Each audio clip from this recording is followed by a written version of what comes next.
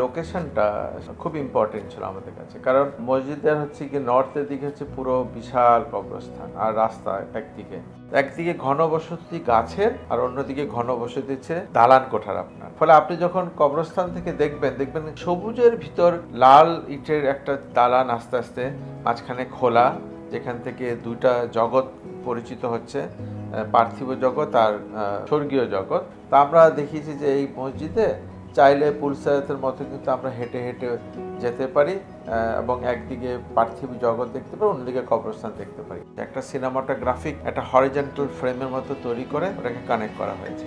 মসজিদটা হচ্ছে minimum simple একটা মসজিদ, যেখানে আকাশ থেকে আলো এসে পড়ে মেহরাবের উপরে। এমন একটা চত্বরে দাঁড়িয়েছেন মসজিদে ঢোকার আগে, যে চত্বর থেকে একদিকে জীবন দেখা যায় এবং হইচই রিক্সা গাড়ির শব্দ, অন্যদিকে ঠিক আপনি দেখতে পাবেন কবরস্থানের নিস্তব্ধতা।